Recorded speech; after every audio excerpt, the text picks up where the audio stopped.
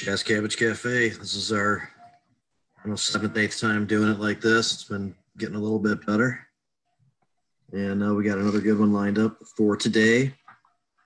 And hopefully a few more people will roll in, but we got some people ready to get started, and we're gonna talk about some things. Cannabis, of course.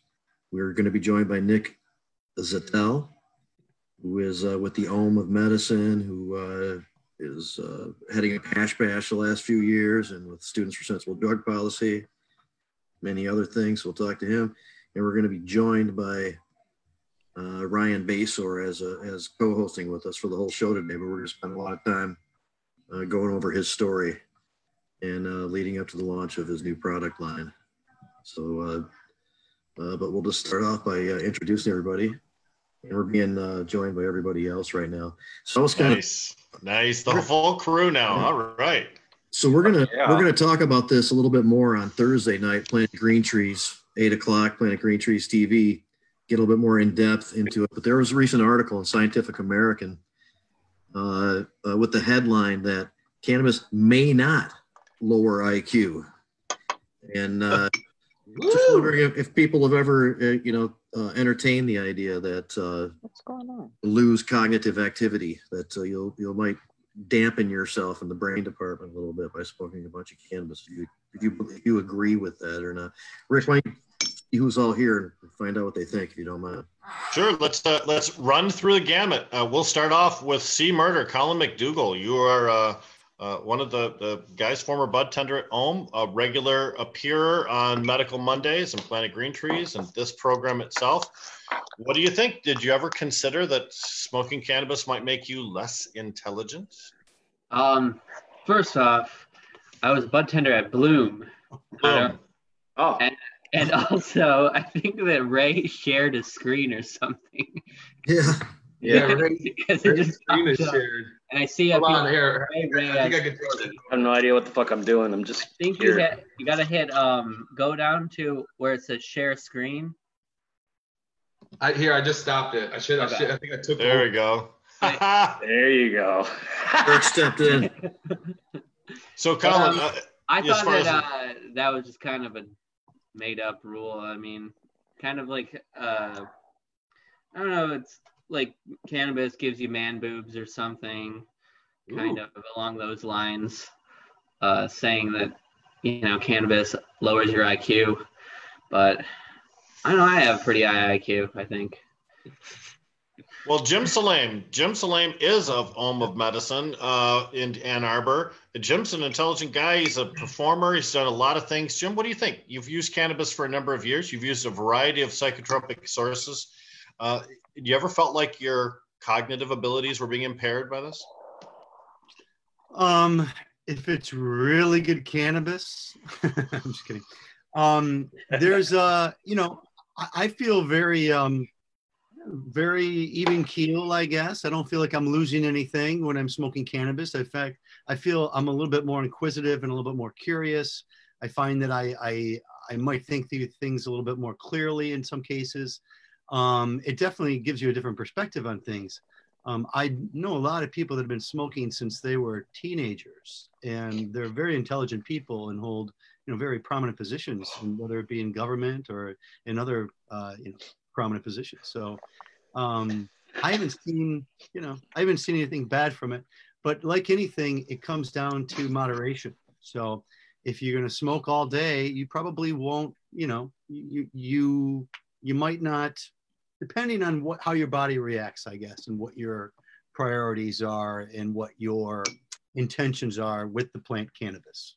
And that's my final answer. It's a good one, too. Deborah Young, the heroine of many local cannabis political movements. How am I involved with heroin? No, you are a female hero, which is called a heroine. Come on, you know this. You're just making fun of me. And the war on all drugs. No, you use gender-specific pronouns and shit. No, just call me a hero, not a heroine. That's fine. Hey, whatever, Hey, freedom of speech. I can make as many mistakes as I'm allowed to. The Constitution says she's a nice lady. The Constitution says I can make as many mistakes as I can. So, Deb, your idea of have you ever Have you ever felt like your continued use of cannabis has diminished your mental faculties? What do you think? Well, speaking of someone who has used cannabis since a teenage 13. So hold on one second. David's not.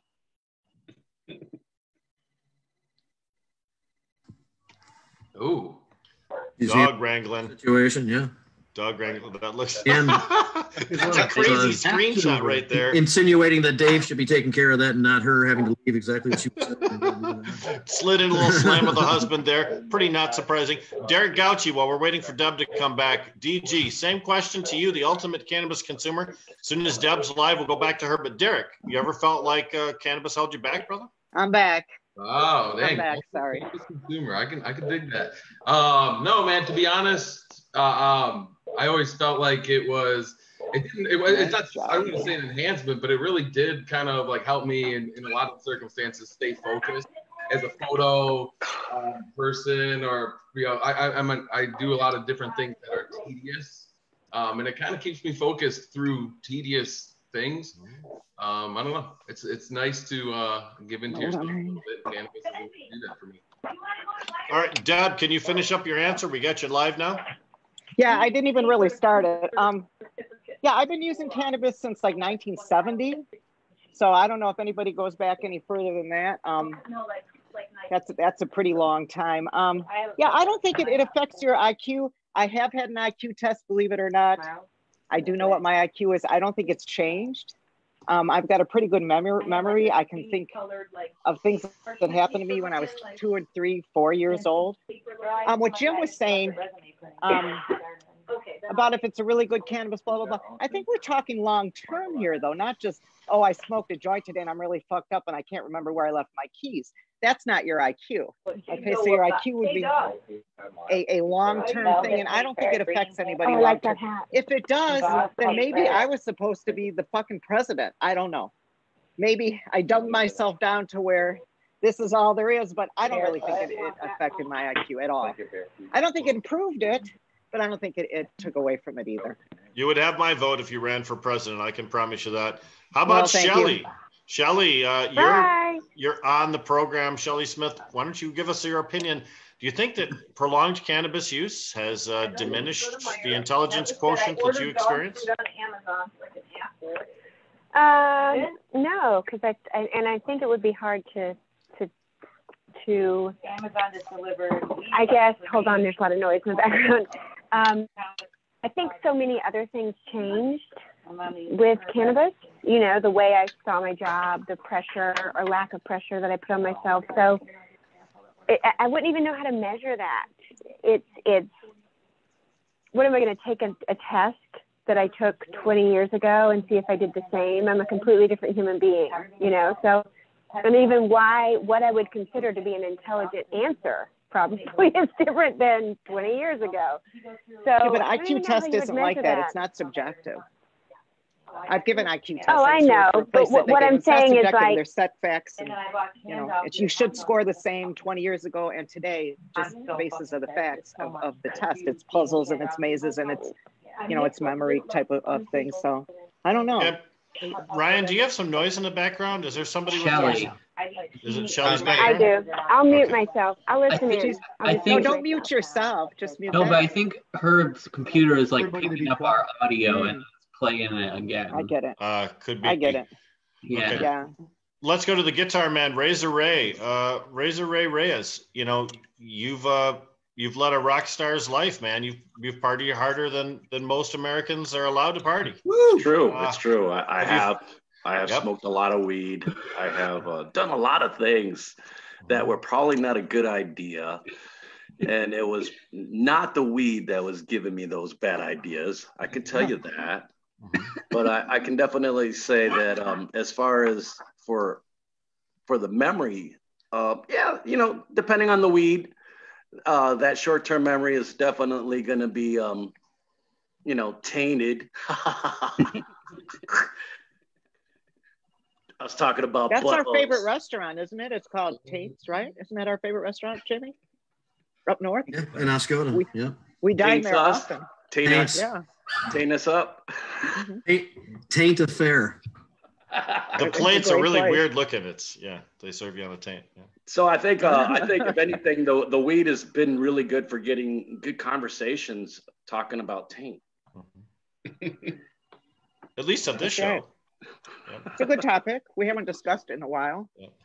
So as far as my answer goes on this, here's what I'll tell you is that I have experienced things like absent-mindedness while I've been smoking cannabis. I have forgotten things. I have not been focused when I was supposed to be. I have not been very much of a clock watcher. However, having admitted all of those things, I'm a creative person. I do a lot of writing. I do a lot of fiction writing as well as nonfiction writing. And cannabis is an enhancement to my mental facilities. When I am stuck on something, cannabis reveals the path to me. When I cannot get there in a writer's mindset, oftentimes cannabis shows me a different way to arrive at the solution I was looking for, whether it's an end and I couldn't write from the beginning to the end, or whether it's a conclusion that I was just not able to grasp. Cannabis is an enhancement in my life. It's possible anything that you do could potentially be a negative. Cannabis, certainly people like to think of it as a negative. If it's a negative, man, I don't know what, like Deb said, I don't know what I would be right now if I was supposed to be better. We'd be ruling the world for $1 million. The ants would be my soldiers and you would all be my slaves. Would be like an episode of the Avengers and I would be the villain. So Jamie would be our butler. Right. So Jamie, let's get your answer in on this one too, and then we'll jump to the furry bearded one, Mr. Baser. Well, I think it does dampen people's brains. I happen to have such an incredibly huge resource of cerebral activity that I can afford to smoke all day long and still not put much of a dent in I love it. There was that study from New Zealand, and it said something about how they found 30 kids that they studied since they were 8 lost like 8 IQ points by the time they were 30. But that was debunked soon after by the They had happier lives. Here's the thing, that particular study was debunked because they didn't include socioeconomic factors, and there are a lot of other factors too that could have contributed to that. What science has clearly proven is that where you grow up can determine your intelligence quotient, or at least can drop at some point. Sure. The way you eat, the way you're fed, the way you're educated. There are so many things that affect your IQ that are more significant than cannabis. It always bugs the shit out of me when people try and focus on cannabis as some kind of an inhibitor when all these other factors are so well known and we're doing nothing to change it. They're clutching at straws, Rick. Clutching at straws, trying to find something negative as we move into the new world where cannabis use is normal. So the naysayers have to find something. They have to make shit up because there's no truth to any of this stuff. Until just recently, all cannabis use was illegal. Now that we have some legal cannabis use, some of the information from before is just not valid. Some of us had to use cannabis on the run and on the fly, and because it wasn't an even cross section of America, people that were using cannabis were given a bad rap by folks. There were some bad actors that people could point to and say that guy is what every stoner's like.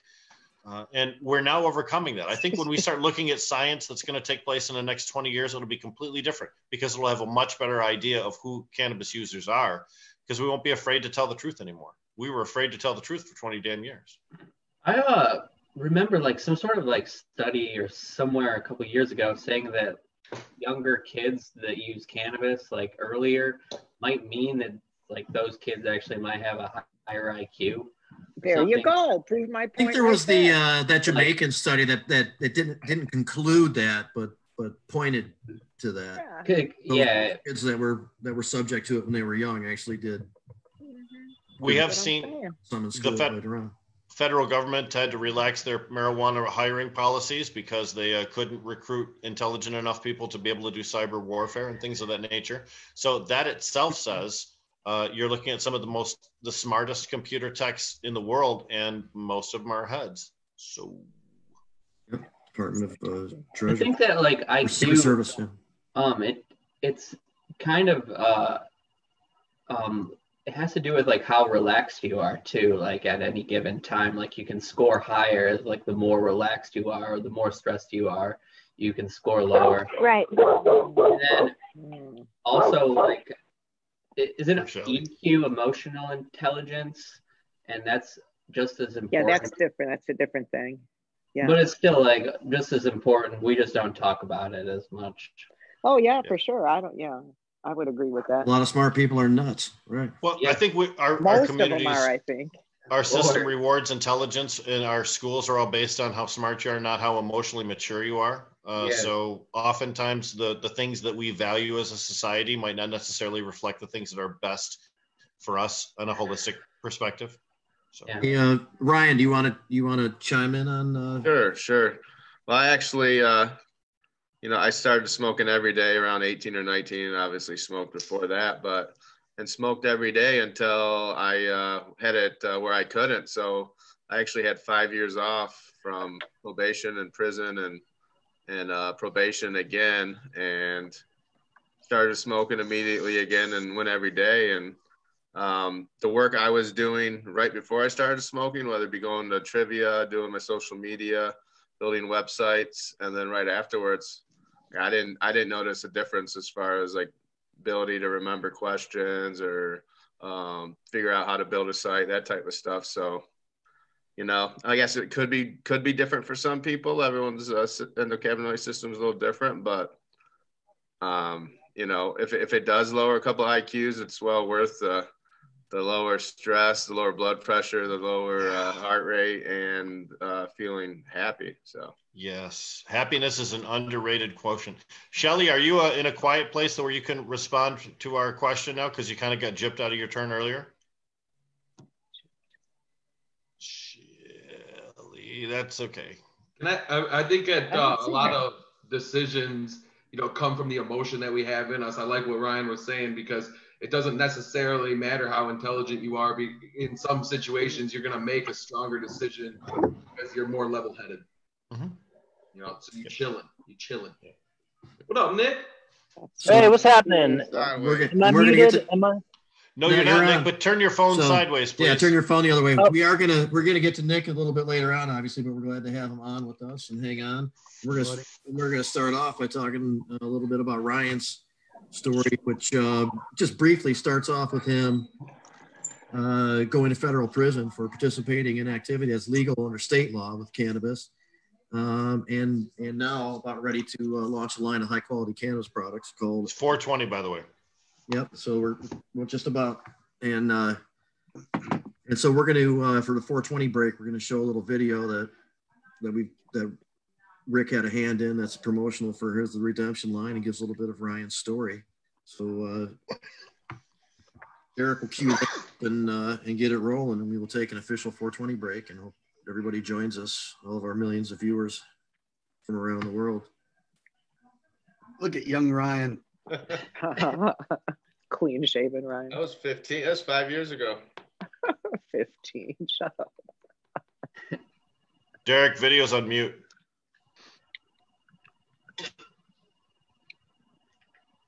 Who the fuck is that? 2015. There we get this straightened out.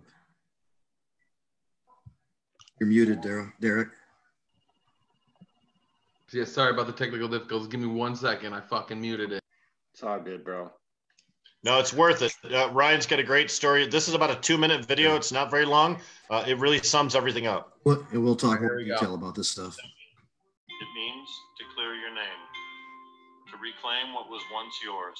Can you hear that? To master that which louder. Eluded you. Redemption. It's a cannabis brand and it's a story. Hello, my name is Ryan Basor, and in 2012, I was sentenced to 4 years in federal prison for being a medical marijuana caregiver in Michigan. To make a long story short, I was sent to jail for doing what other people are licensed to do in Michigan right now. When I was released by the Bureau of Prisons, I began reassembling my life. I had a dream to re-enter the industry I had been taken from and to be a pioneer once again. My dream is becoming real. Based on the work I've done since being released, Gage Cannabis Company has awarded me a social equity grant to help launch my new enterprise, Redemption, an authentic cannabis brand. Part of my dream was to work with the very best cannabis cultivators, processors, and distributors in the industry. I've managed to do just that. Our team has years of cannabis cultivation experience in Michigan. They are the best of the best. Their systems are dialed in for quality right now. I hand-selected each member of the Redemption team because you don't get second chances in life very often. My heart and soul is in this line of products. This is my redemption. Our team has developed a series of videos to introduce to you the growers and processors behind the Redemption line of products. You should know the people who craft the products we create for your enjoyment. You can find the videos on our website at www.redemptioncanna.com. You'll find other pieces of history there too, because you can't forge the future if you don't use the anvil of the past. A portion of each sale of a Redemption product will go to a fund which supports the families and individuals who've had their lives impacted by the war on cannabis. Redemption is creating a support system and a friend to those who are still incarcerated, on probation, or trying to get their lives back on track.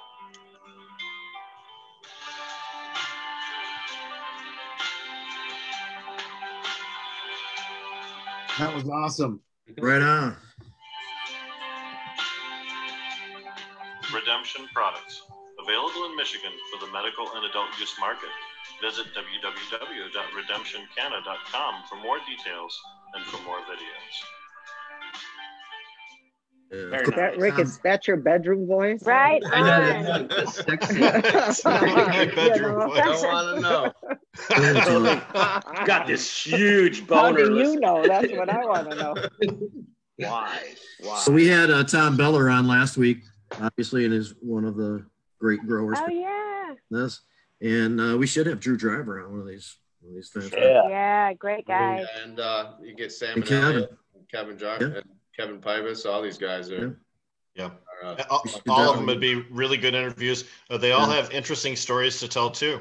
Yep. Hey, so you know what? Let's go through this, and you know, we end up deviating a little bit and talk with Nick for a while and go over what's going on with him and Hash Bash and Ohm and drug policy and whatever else. Maybe he weighs in a little bit on this. He's very familiar with this story as well. Yeah, we've was there along the journey. And if Jamie deviates, that makes him a deviant. So yeah, that fits. He's a deviant, and I'm a heroine. You're all gonna I'm in good next. company. My IQ's here is about in the middle somewhere. Nick. Yeah. Hello, So Shelly. anyway, so we are in Lansing. This is I don't know, 2009, 2010, and Ryan is gearing up to, and as he has, I would say, correct me if I'm wrong, his whole life is taking a look at things and tried to come up with some good ideas. So work with it, maybe develop some opportunities and some business ideas and stuff. And the medical marijuana passage, you know, presented some things, and you know, he went to work. He did start the first, I think, dispensary in Lansing. Second dispensary, Danny had the first with Hydro World, right, and then Reverend Daggett had one in Williamston before me too. But first on Michigan Avenue.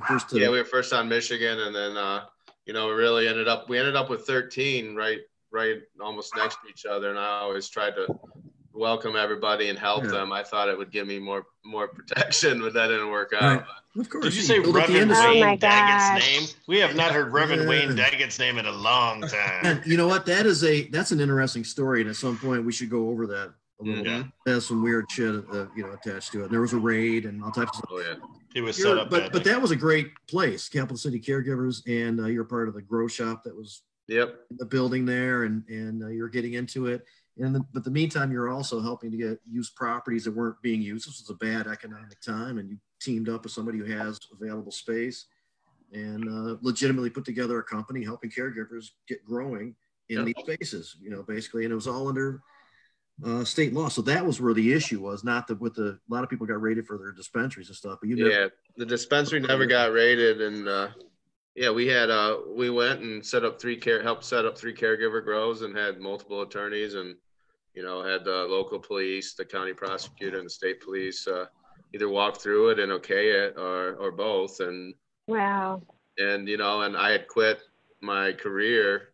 I've always wanted to be in cannabis and have a lounge, like when I'd go to Amsterdam a lot in my 20s. But you know, it was an opportunity, but part of that was Obama and Holder had come out and said that they weren't going to raid anybody if you followed state law. So I figured, as a naive young boy, American, that if I did what I had heard on TV from the president, and got local and state approval, I would be all set. And ended up being the first raid in Michigan with for the feds since the Medical Marijuana Act, and and they came in and brought the DEA and the National Guard and troops and live ammo and smoke bombs and the whole deal. So it went in pretty heavy-handed, considering I had been calling people I knew that knew the Tri-County Narc Squad, saying, I can see you guys watching us every night and following me.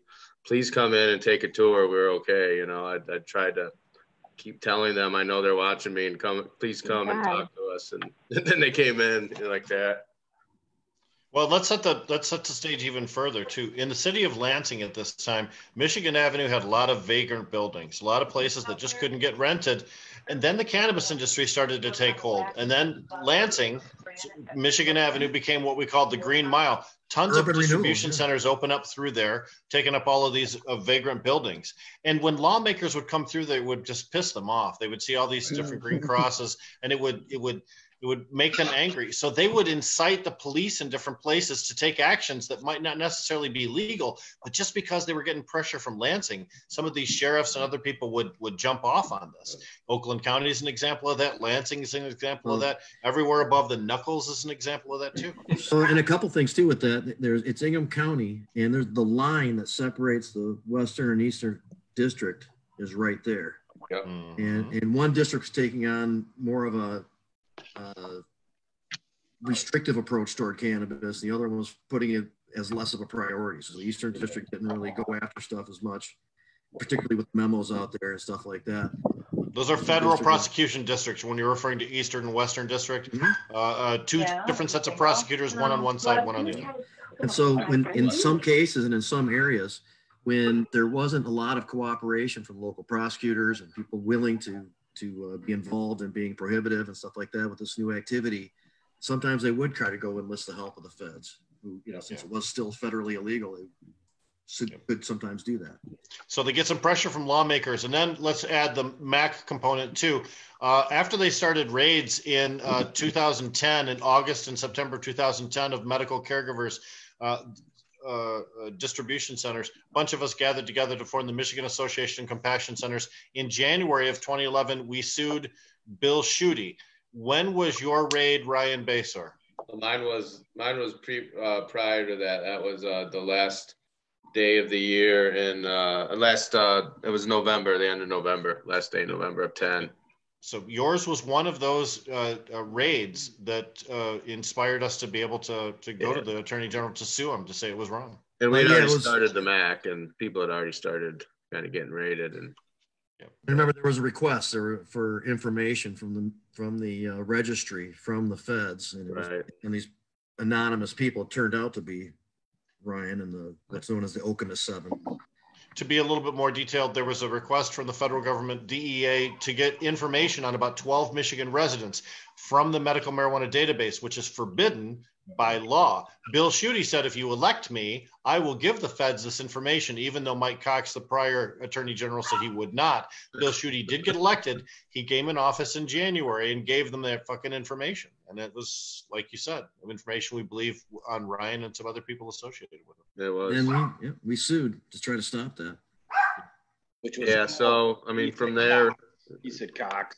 Yeah, from there, we got raided, and we kept Capital City Caregivers open and kept on moving. And then once the McQueen decision hit in the fall of 11, that's when we shut down CCC, just because I felt like I knew I was being, watched and investigated still, and that would have been kind of an easy target if we did. So unfortunately, that was the end of CCC. Some people stayed open and carried on and are open today, which is pretty incredible to make it through that crazy gauntlet of a decade and to make it. Like I was just, Mark Passerini was texting me this morning, sharing some old photos, me and Keith, like City Pulse first article about dispensaries and was exactly 10 years ago, and I opened CCC exactly 10 years ago on Sunday. So here we are.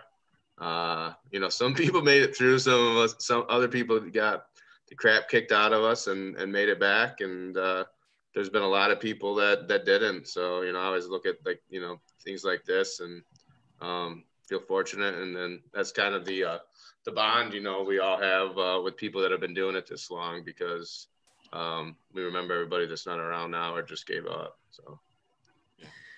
So then after this initial raids and activity and stuff, your case ended up kind of laying dormant for a little while. Yep. Lay dormant, and we you know, we felt good about it and what happened. And so, you know, Obama got elected in 2008, and you know, what usually happens, like we just saw with Tom Leonard trying to get the Western District Attorney, you know, if the new person will be out, leaves, and then Obama's appointee wasn't confirmed. So we were hoping that would be a break for us. So in the middle of 12, Pat Miles Jr. got confirmed, went to law school with Obama and from Michigan. And we thought we were going to be good to go. And my attorney called the office and basically said, no, this is a high profile case, It's probably a little politically motivated. And I got raided really hard at my house the next day. And it was, you know, at that point, they basically told us we were going to get indicted, and we got indicted about about a month later.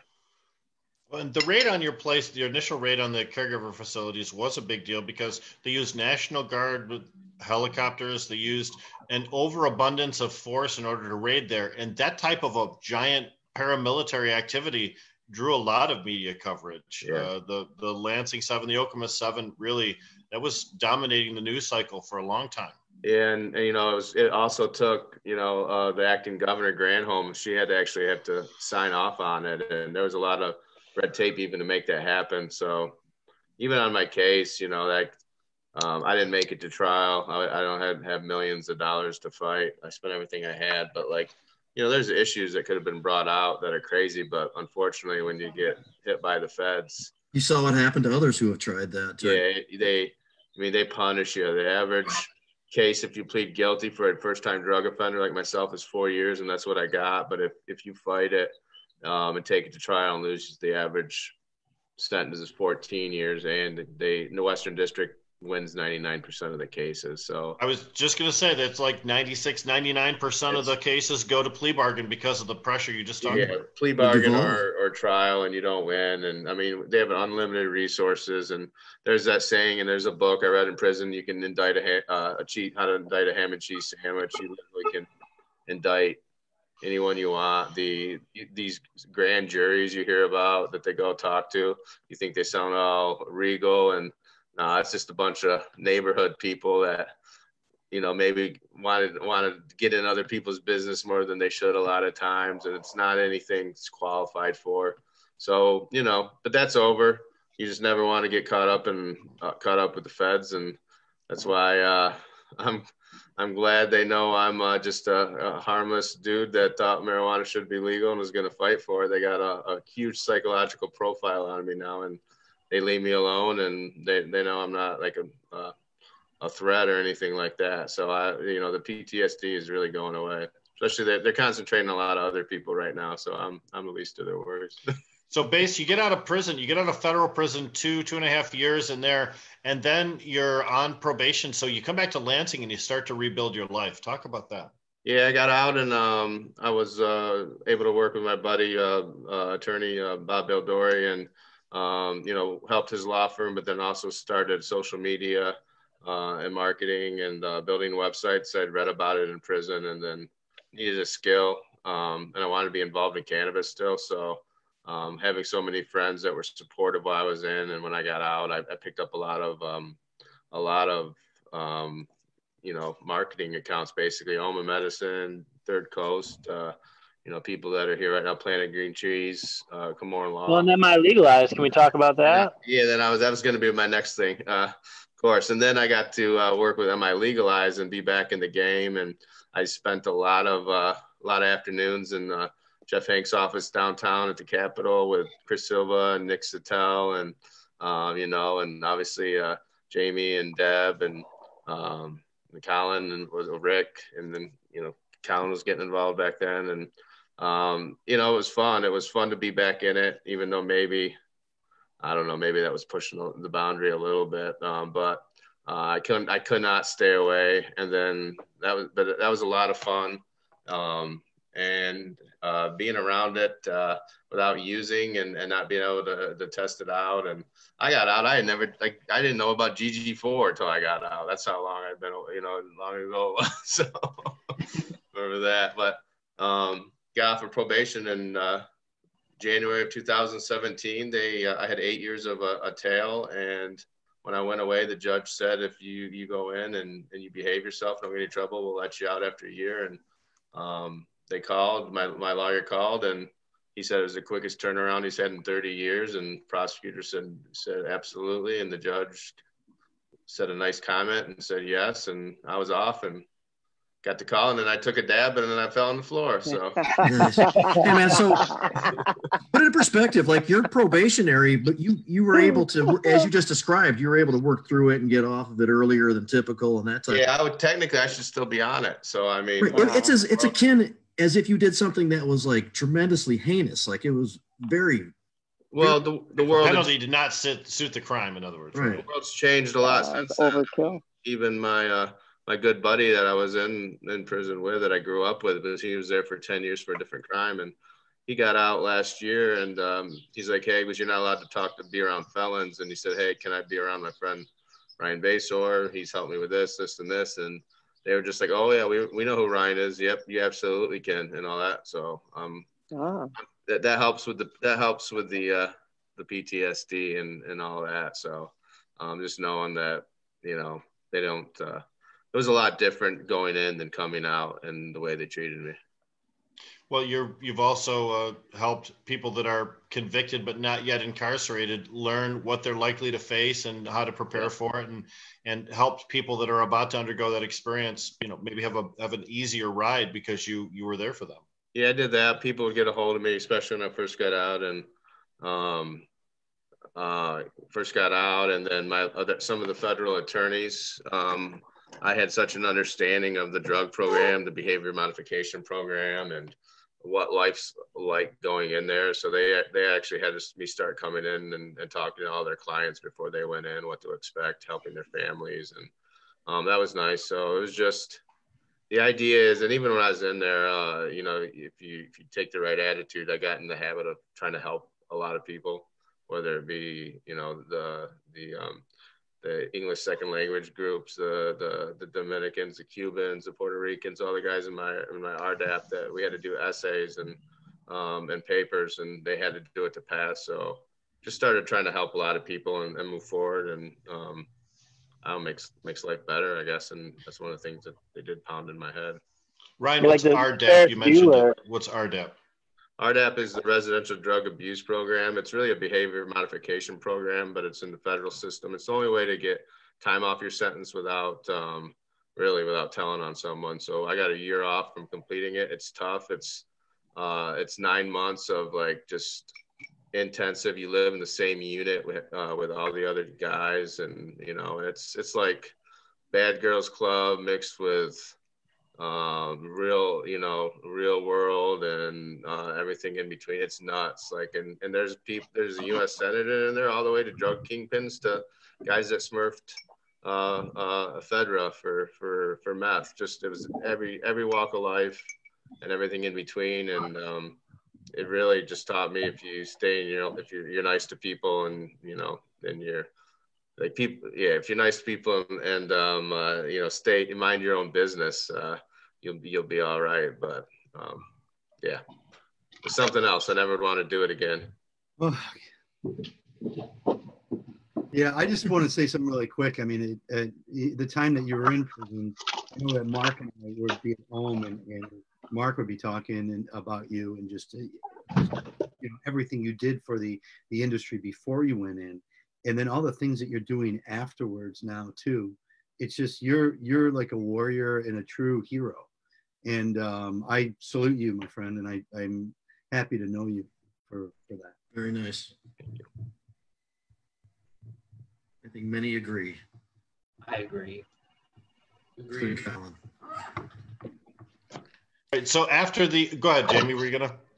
I was just going to kind of, move it along too. I don't know where you are, Ryan, necessarily, but, at some point, you get back into the swing and start coming up with different ideas to be involved in cannabis, ancillary ways, future ideas of being more directly involved and that type of stuff. Yeah, no. So, I mean, we've been 16 when the MMFLA passed.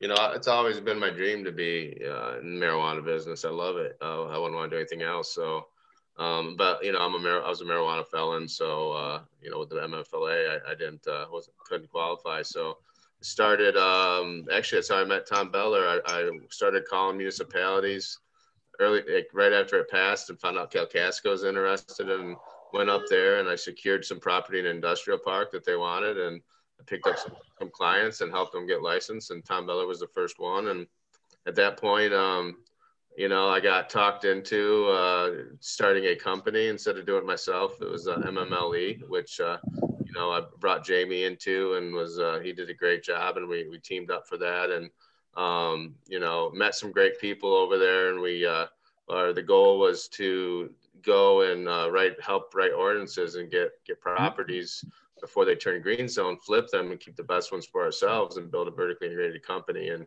we did that, and it went along great, and we ended up Jamie included, and a lot of great people. And say anything else, there's plenty of people that got hurt by it, but like so many stories that we've heard in this new market, the guys with the money, the guys that have been doing corporate deals forever and trying to screw people over, we got kind of kicked out of the company, and kind of had to rebound from that. And we did, me and Jamie and our buddy Tom, we got some properties, flipped one, teamed up with another guy, and got him open and moving forward, and that was great. But at that point, we had just passed the legalization Prop 1. We Dana just got elected. I was exhausted, and didn't know what I was going to do, but then ended up helping. Robin Schneider been calling me for about 3 months, wanted me to help her launch the new association at my CIA. So I agreed to in January, and helped launch the association. And I did that for a while, for 9 months, but that's not, felt it was needed, but that's not my dream or what I'm good at. I wanted to sell cannabis. And hey, yeah. So we just got ahead of one little part of interest. And that is, and you mentioned, of course, Dana was elected, which helped to move things forward. There was a process there to get her. Yeah, you glossed over it. Yeah. It ties back into your original story. So, we should talk about that for a minute.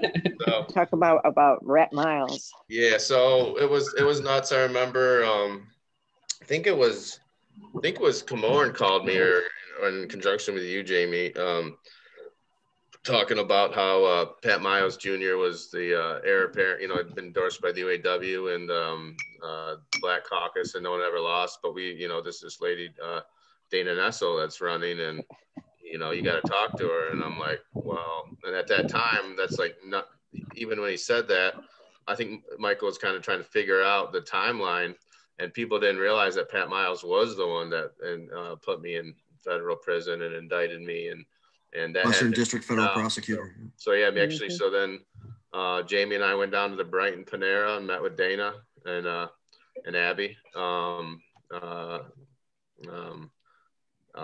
Dart, and then talked for about 4 or 5 hours. I was hooked.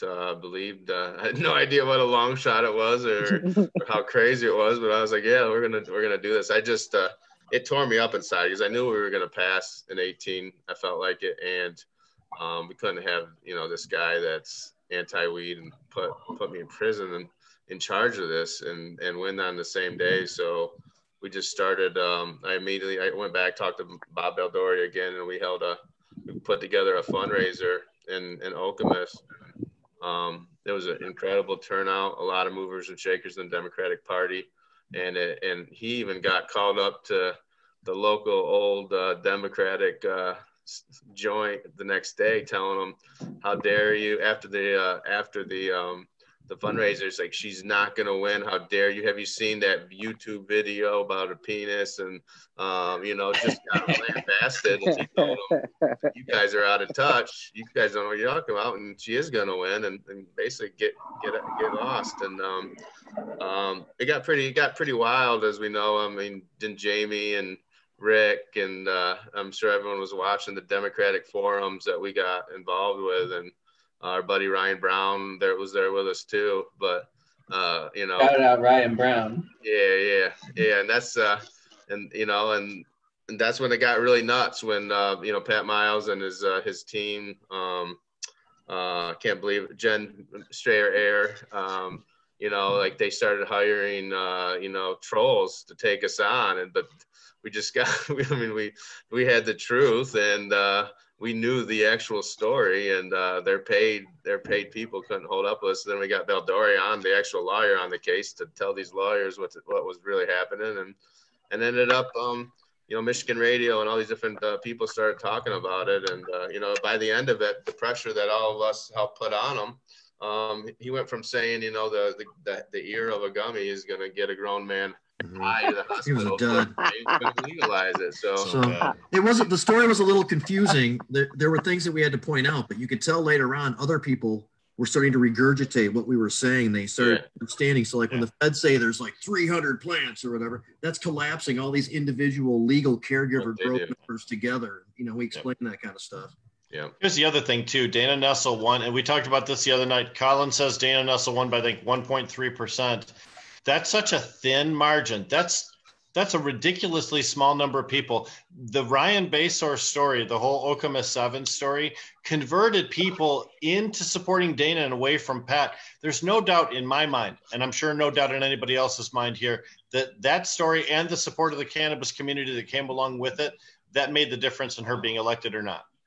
Totally. And on that note, I mean, it's worth pointing out that, she had a number of communities backing her, outside of just cannabis. And one of them, of course, being LGBTQ, as Dana herself, is in a same-sex marriage. But, it also was because the person preceding her, Bill Schuette, had made such enemies of cannabis users, friends of cannabis users, LGBTQ family of LGBTQ, environmentalists, and so, I do think it was because of that cannabis users ended up becoming a little bit more in tune than your average Joe. Where if you asked, for for 6 years, if you asked the average person, who's your attorney general, they would say, I don't know. You ask a cannabis user, they'd say Bill Schuette, and fuck that guy. Mm-hmm. Yeah.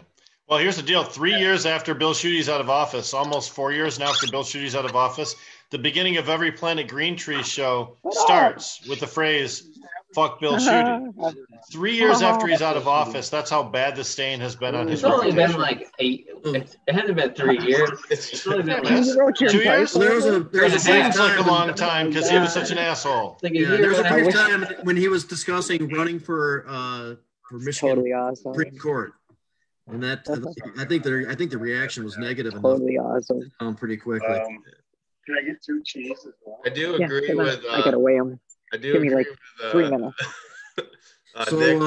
Nick, with what he said, like that. Like I tell people, it was like we caught lightning in a bottle, and it was all those reasons that Nick said, and so many things coming together. Such, it was really amazing, and if again in my lifetime, I mean, it's all right. Yeah. I mean, a lot of people. Can everyone mute their mics? Who's not talking right now?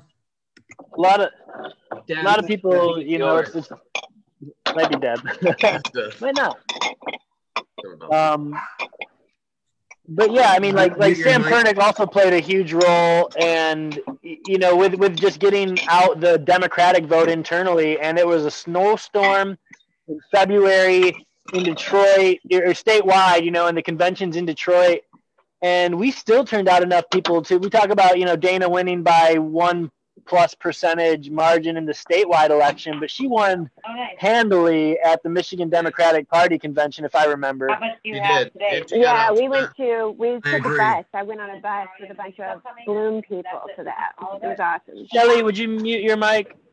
No, I think it's... Yeah, it just became unmuted. Just right there. Oh. Yeah, and on the regular election, it should be noted that Tom Leonard's campaign outspent Dana 7-1 because once the national Republicans realized Schuette wasn't going to win, I mean, they started dumping everything into it. And that's just to win and get outspent like that. I don't know that it's ever happened in Michigan, but it was something. It was really cool to see, like, the attorney general race from, like, our perspective, like, so close up. Because, I mean, I saw, like, them together in debates, like, twice at least. And there wasn't even a debate between, like, the Republican and Democrat. Right. And so, it was just really unique. And I got to, like, take photos of Dana and go to the events, and I worked them. And Pat Miles's like crew was there at like must have been like 5:30 or something in the morning, because I was there pretty early, and they were already set up, and I was like one of the first ones to show up that morning. And it was just really weird. And I was talking about it last night, but like I was talking about how like Pat Miles as a candidate was kind of like a plastic person, kind of a dud. Yeah, like a Ken doll or a robot in a way. And we talked about this on Medical good on Mondays. paper. Yeah, we talked about this on Medical Mondays last night, for sure. Yeah. Yep. And he came out as a dud. I mean, it could have been a little bit more difficult, maybe. Perfect. You know, had he like been a really stronger candidate, but he also helped us out by like being kind of a dud when he came out. I liked at the convention when they Pat Miles had all the elitist Democratic establishment people on his side, and they just threw the kitchen sink at us. Had the senators and all these people chiming in from video and all this kind of shit. But when Dana's name got mentioned, the crowd just went nuts for her. And then it was her mother-in-law who introduced her. I remember hearing that. That was really cool. Well, and I spoke, early on in this whole, endeavor. I spoke with Dr. Mike Whitty, Dr. Detroit, who is, just one of the longer standing figureheads of the Michigan cannabis movement, and also like the very true blue, marijuana advocate, the longtime Democrat who, has the respect of the other, like the establishment Democrats, and is also, he's got a seat at the table at a lot of the like sort of like Democratic events. And he, when I was talking with him, he was just telling me, he's like, nope, it's already been set in stone that it, is like the powers that be have decided it will be Pat Miles. He's like, I respect everyone for, doing the Dana thing or for getting behind Dana, but I just don't, it's not going to happen. And I am just so glad that, Mike Whitty, the sweetest guy in the whole world, had to eat crow on that one. But he was helping to support Dana though, because that's who he still. Oh, absolutely, he was for Dana as well. And we've all eaten crow. I've got a bunch of recipes myself, but I just was like, it almost like set me back a little bit. But then we had people like Sam Pernick and, of course, Bass and just Jeff Hank and everyone, and Dana coming out to Hash Bash. Like, it was a no-brainer for me to get behind her, but also to wave that flag wide and high and proudly was, something. It was awesome, man. It really was. Yeah, because we had an internal boogeyman. We had Pat Miles, who it's easy to tell for some of us is not a friend to many of our communities as, progressive people, whether we, want to throw the Democratic label on ourselves or not. But it was easy to see that he's not there for us. Dana was and is. And, it was sure there are things that might look good on paper, like you said, but it was a no-brainer to just get behind Dana because that's what mattered. What she was saying mattered, and who she was fighting for mattered. Yeah. And it's wildly impressive to see that turn of events. Hey, Ryan, so you decided to get into the cannabis business with Redemption. We talked about leading right up to this. You decided to launch something. You were going to hand pick people to be your partners in this. Talk about that. Yeah. So one of the other things I'd been doing along with working association is consulting. I'm doing real well with it, but that's just paid by the hour and contracted, and it's not my thing either, but it was just part of surviving and trying to, better my situation for my family. So I had met the guys at Gage, and they were looking at a couple properties in Lansing, and I talked to a lot of MSOs and a lot of different people, and everyone came into Michigan telling us how it was going to be, and we're this and that, and as we know now, none of that's come true. MSO means multi-state operator, for those people that are not familiar with, people that have dispensaries in more than one state. Go ahead. Yeah, the Gage guys are really the first ones besides Harvest, but the Gage really they like what, and they knew who, like some of the guys that were with them knew who I was, remembered my case, started talking about it, and they struck up a friendship, and they were all smoking and loved to smoke, and we're all about it, and I started doing some consulting on that for them on some stuff, and then they said, "Hey, what are you doing? We got this program, and I know you've talked about, I've been talking about wanting to do a licensing agreement, starting a brand to help give back and to work with people." And he said, come up with your brand, and we have a $50,000 social equity grant that we want you to be the first one to receive. So I did. It was redemption, and I initially talked to my good friend for 10 years, Drew Driver, up at Driven Grow, and he was already hitting in flower. There's a huge flower shortage at the time,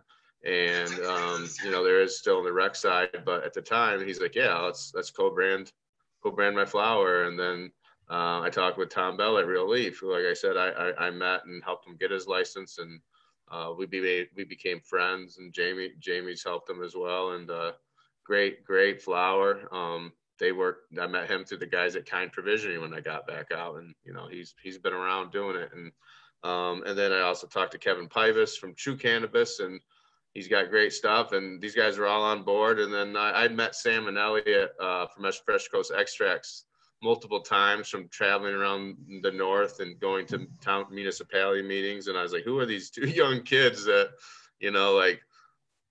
they just had fire in them, and they were overly intelligent, but understood cannabis and were good guys. And I went to a meeting I never forgot. They asked me to come up and help, and I went to Solon Township, and it's up in Leelanau Peninsula, and I showed up, and it's 100 degrees in an old church, and it was like going back into the 30s or 40s. It was like pitchforks. The people were out, right, yelling, screaming. Don Bailey was there. FBI was there. Newly retired DEA was there. The county sheriff, the undersheriff, the county prosecutor, the under prosecutor, the state police. Everyone was there saying that marijuana was going to turn their babies, into the devil and everything else. And it was wild. And these kids just got up. I call them kids, they're 30. They just got up and fought and took it and went at it for like 8 hours till 3 a.m.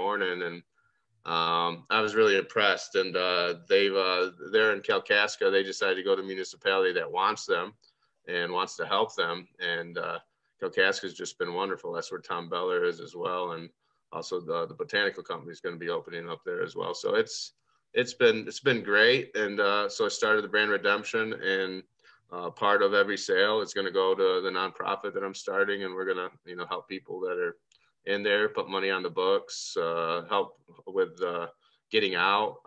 Most of the people I was in Kalamazoo halfway house with are back in prison. If you don't have friends and family to help you, you're completely set up to go back. It's amazing, how it works and how the system is on the inside, and help people with that, whether it be training. I got people, there's interviews coming up at a grow with guys that I was in federal prison with for marijuana. They just want to be in the industry, and in Michigan, they can move here and be in it. So we're starting with that. And but also try to help, there's people still in state prison in Michigan that should be out for marijuana. I mean, start with that too. And let's get Dana and more importantly, Gretchen to do that, and maybe start trying to help with the criminal justice reform part of it that's happening.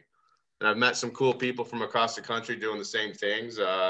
started reaching out to each other, and kind of a cool little network's developing. And you know, it's just the start of it. But I actually do. It's been tough because I was getting my packaging material from Wuhan, factory in Wuhan, and it's been very delayed. But there will be sales, not this Saturday, but next Saturday there will be sales in 12 provisioning centers, and they're all my friends and people that I've came up with, and like Oma Medicine, the botanical company, the farmhouse, which is Chris Silva's spot he manages. You know, Chris was a big part of my legal eyes and helping with Dana too. And I get to work with after, especially Jamie knows, and Rick, you know the story, like the last 3 years, especially with the whole Happy Life stuff, working with just horrible people, you know, and just having horrible things done. I get to work with just good people, like, and you know, it's been so nice. It's so nice learning those lessons and being here, and I get to work with friends, and then the provisioning centers believe in the same things that I believe in, and you'll never see my product on LeafLink open to everybody. I'm not going to be in certain stores. I'll never be in certain stores. Otherwise, I would shut it down and do something else. So it's pretty awesome. So it's my dream job, and now I get to do it. Ryan, what type of products will you be offering under the Redemption label? I know that there's traditional flour that we sell, but you have some unique products that might require a little explanation, right? Well, we got the THC diamonds, which are back some, but not too much on the rec market and the regulated, especially with the latest caregiver rule. So we got 6 strain specific diamonds, and they're incredible. But also we have live resin carts, 6 strain specific, and it's going to be like 80% available for rec. And right now we're almost the only game in town on that, just the way everything happened. It's pretty nuts. I didn't realize it, the demand, but the way the market switched with the caregivers no longer being able to transfer into the rec side from medical. You know, I feel it feels great to have those products, especially because now I get to help the stores that I'm in have a unique thing. And my whole thing is you know, the grower, the processor, myself as the licenser, along with the nonprofit, and if the provisioning center, everyone's winning along the supply chain, and then the consumer.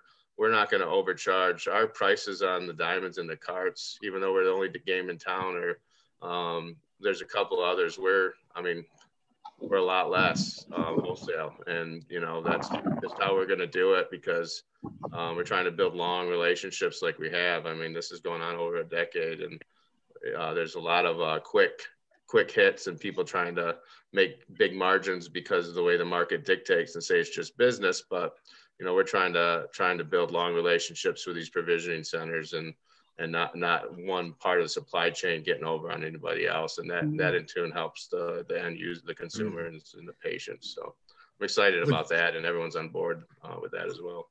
Well, the cultivators you mentioned took that same philosophy too. There were times in which they could have, because of supply, you know, asked for more for their product, but they chose to keep the relationship strong. Yeah, I mean, anyone that's been in the game knows it goes up and down. You know, you got fall harvest, you got all types of stuff. So you simple business, you know, you take care of each other. Hey, why don't we see hash anywhere at any dispensary in the state of Michigan? I agree. I want to see some just good old. I have an answer, but if someone with more knowledge wants to chime in first, I'm happy to defer to them, because I'm not a cultivator or a processor, and I've never grown a plant. And I'll ask the same question about rosin.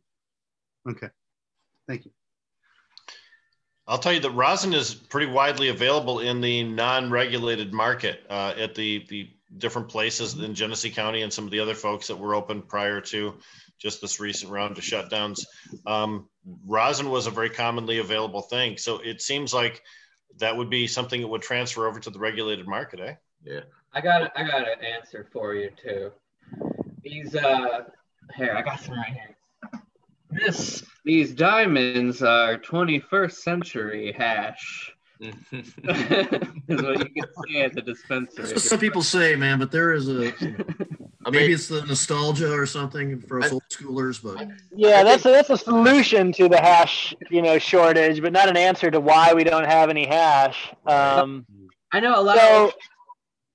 Just as a bud tender, I would get that question quite a bit, and then it would usually just be like an old guy who just like wants to talk to me for like 5 minutes. Sounds like Jamie. Oh, ageism, Colin, come on. No, I mean, like older than you, Rick. Like ageism again.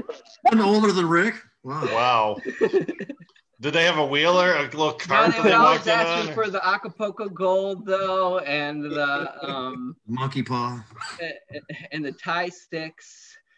Right. So the hash is like the VW bus, and the THCA diamonds are like a spaceship. But so what I would say, and what's ideal about hash and rosin is that they're solventless. So whether we can or cannot like get every trace amount of butane or CO2 or whatever out of cannabis oils after we extract them from the plant, it's nice for a lot of people to know that like water hash and rosin, which is just like the pressed extract, that there's nothing added at all to the plant. But so on that note, one reason I have come to understand that we haven't seen it much, and maybe things will be a little bit different in the rec market because testing guidelines are a little bit different. One understanding I have is that the testing limits for mold and mycotoxins are so low that any amount of moisture that's left in the hash or the rosin, which are very like, I guess moist, byproducts of the plant, will have some, will serve as some breeding ground. So it's just, there are a number of reasons otherwise for like, whether it's cost effective to take, 10 pounds and turn it into X amount of hash as opposed to, taking it and turning it into, twice that amount of oil and get more money for it. I that's a different thing, but at the same time, it's also a bit of a bigger risk because I think that there's a greater chance of hash and rosin not passing testing right now. Yeah. Just my understanding, though. I don't know. That's what I was going to say, Nick. Yeah. Jamie mentioned earlier, our testing standards in Michigan are very strict. Some of the strictest in the nation, and there are certain things that they are very persnickety about that inhibit the industry. And I think that what you're talking about, moisture content, mold content is one of them. I think it's ridiculous to have two different dosing regulations for the medical and the legalization programs when you have a package of edibles or such. There's some things that can be tweaked on the rules. I think we'd agree with that. But Ryan, your experience with go ahead, Jamie. What were you going to say? No, just saying he was kind of going down the line of his product. So I just kind of wanted to get back at some point. But this is interesting shit. I just kind of want to give him an opportunity. Yeah. Well, all right. We're also doing prepackaged flour and eighths, and then also 1-pack pre-roll grams, and then 5 packs of the 0.7, so it ends up being an eighth of prepackaged flour and the prepackaged joints. So right now, the one thing, a lot of the pre-rolls on the market, are lower trim, middle percentages, maybe 10 to 18 or anything like that. Ours are all flour, and like a couple of them, like we got one that's at 27% for a pre-roll and 26.5 and 25. So, we're trying to do things that I'm always trying to do things that that I use and that I like. I'm just basing it on that. We'll also be having, so many people with the gummies are just taking the distillate. And I tell people all the time, like, I'm a big proponent of RSO and cannabis oil. And a lot of people I know, especially the older people, are on it now. And, gotten off of everything, and I take it every night. I try to get everyone on the RSO. So we're gonna be doing RSO gummies. I'm gonna be doing that with True Cannabis and his line, and that's not really out on the market. And then we got sugar and shatter and crumble and all types of things coming. I'm just very fortunate that the growers that I'm working with, just the terpenes that they're pulling off their fresh frozen and trim it's been incredible. It's allowed us to do some things that we didn't think we were going to be able to, and get great results in production. And I'm lucky that all these guys are also in municipalities where they have rec licenses as well. So we're positioned to have, like I said, 80 to 80% of the products that'll be out there will be under the rec market, and where there's a shortage of stuff. So sometimes it's good to get lucky. Detroit News interviewed me today, and they asked about the recreational market and how it's continued to go all the way through this COVID crisis. And the fact that it's had such a huge increase during a crisis time means that as soon as crisis is over, this is going to shoot up like a firework. We've seen prior to this, before rec was actually official in the state, people cramming into medical buildings. Colin can attest to this. People cramming into medical centers asking for rec cannabis even before it was available. So once once social distancing is lifted and some of these restrictions come off, rec is just going to be in our state. Oh, it's going to explode. A lot of people will be traveling and coming here for vacation, get the tourism back jamming. And, a lot of people want to come try cannabis, and hopefully by the end of the summer, there'll be some cannabis lounges open. I know some of us are working on, I'm working on one Jamie, up in northwestern Michigan. We want to be the first one open. It's going to be like an old Wild West saloon. And I probably shouldn't say too much more, but it'll be connected to a dispensary as well, but it's going to be amazing. And that's kind of that's the dream. I know for me anyway, I always wanted to have a lounge, and I think it's going to happen. And there's just a lot of cool stuff once we get through COVID and get things opening back up, to be thankful for, and to see how the industry takes off. People are treating us differently now. I mean, we got, obviously everyone's talked about it. We got named essential, and just how fast we've come in Michigan. To think about 2 years ago, prior to passing Prop 1 and getting Dana in there, to where we're at now. I get treated differently. I'm in Lansing, and I know a lot of people in Lansing, a lot of professionals, and they all know who I am. And it went from people not wanting to talk to me now to where, everyone wants to come up and talk about cannabis and how they get it, how does their company get involved and on all this. So it's just a huge shift that keeps on happening. And I think it's going to be different for cannabis people too. Even when we open back up, the more and more of the acceptance, it's way out of the gate now here. All those people coming to you to talk to you, that was before the beard though, right? So you probably have a different experience now. Like, I'm working on it in Lansing, because I went to the big Lansing chamber dinner. I got invited to go, and with Josh Hovey's group, and I saw people I went to elementary school with, was in insurance, played college sports with, you name it. I saw everybody, and I'm in a real nice suit, but I just stink like weed. And now it's just like everyone just thinks it's funny. Nice cologne, Ryan, and they laugh and they expect it out of me. So now I'm the guy around Lansing that they expect to stink like weed. So it's pretty awesome. It's not at a level of Snoop going everywhere, but locally, it's very it's not frowned upon for me to come anywhere smelling like weed now. It's a good way to stink. Yeah. Yeah. Well, I had a friend who asked, how do you deal with your high school bully asking you how they can get involved in the cannabis industry? I don't know. How'd you handle it, Jamie? Did I handle what? I'm sorry. No, sorry. Oh, I missed the joke.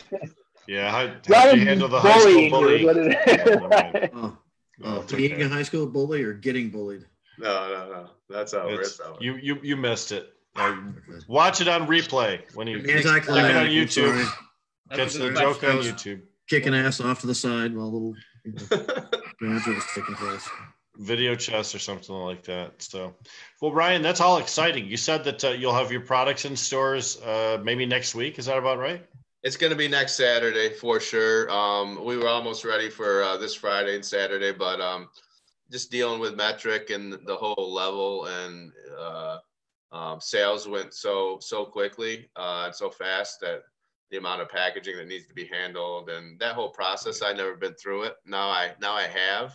So now we're going to have, SOPs and guidelines on days out. And, it's like, I was talking to Drew today and he was, talking about, hey, I talked to these other brands from out of state and people. And, I'm the only person right now that he's working with an official capacity. And he's just like, they don't understand or they don't want to listen about how difficult and how precise and the process of co-packaging and getting orders out and how that works and the tags and going through the testing and having dates. So it's business, but I definitely needed to go through it to understand it.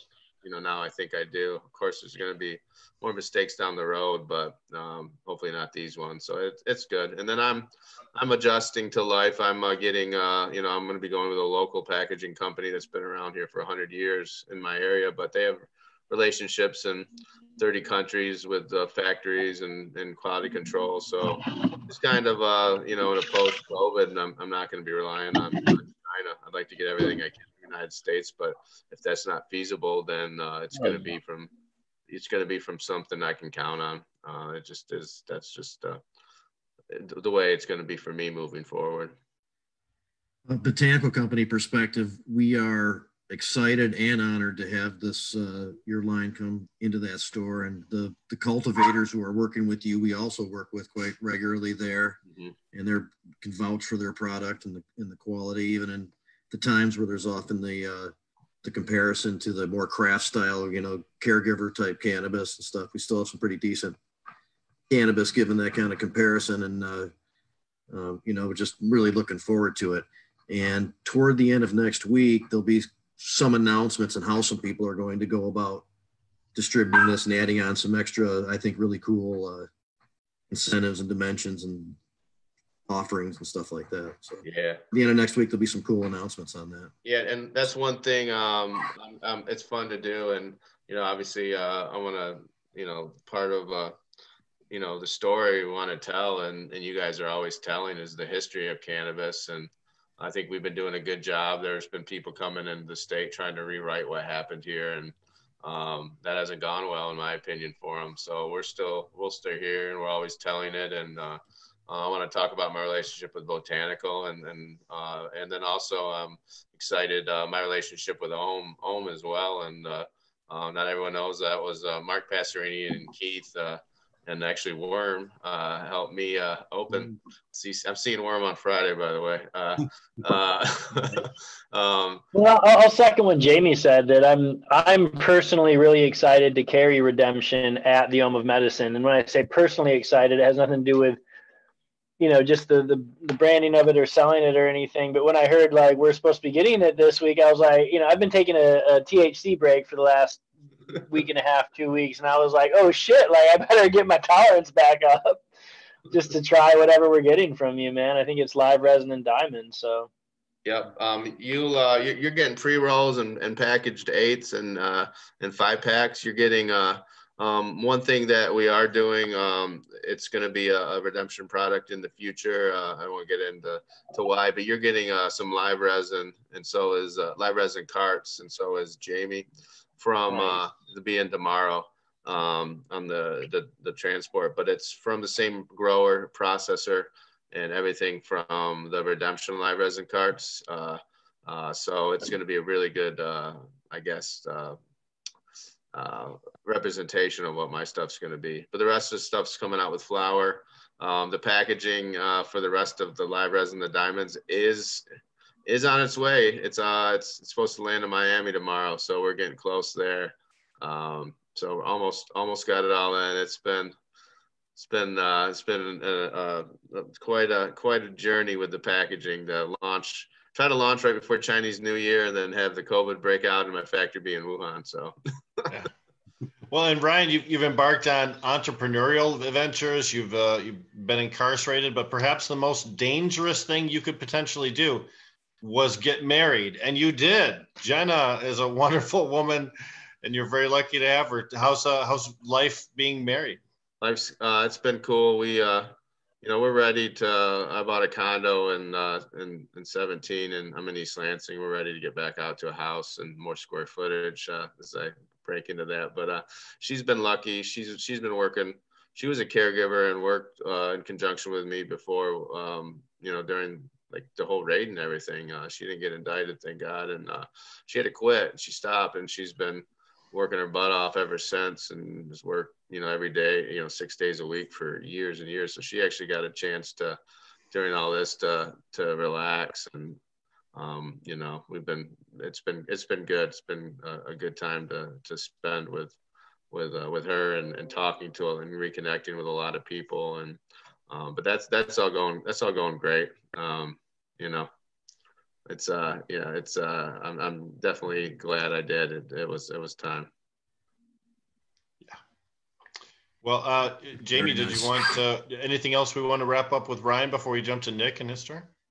Ryan's gonna hang out with us hopefully and get involved with whatever our conversations are. When Derek comes back, we were gonna play the Nick's segment at Hash Bash and intro that a little bit. So we're not quite ready to do that. I was hoping the timing would be a little bit better, but doesn't mean we can't start talking to Nick. Obviously, He's already been involved in our conversation. He's been on a few other times. He walked away, but looks like he's coming back. Sure. So, I'm back. I'm just plugging my phone in. Don't mind me. I just want to interject real quickly. I just had a visit from the beekeeper. We had a deposit from the beehive today. Wow. Nice. I wonder if there's any way I could be a honey recipient. recipient. Is that code for something? Yes, Is yes, that code yes. for something? There will be some in your package tomorrow. When you lie to people, you get away with it. Yes, Shelley, the medicated honey from our friend the Oh, beekeeper. that's right. Okay. A message Several from large the beekeeper packages sounded like code. arrived. Yes. It's still code, but it's also literal at the same time. I know. I love it. Yes. Yep, a delivery straight from the beehive. It's so covert, it's overt. Yes. Yeah. It is. Love it. Yeah. Well, that's just it. Like my mom's like, "Do you think it's subconscious?" And I was like, "No, I just don't think he's willing to admit that he doesn't."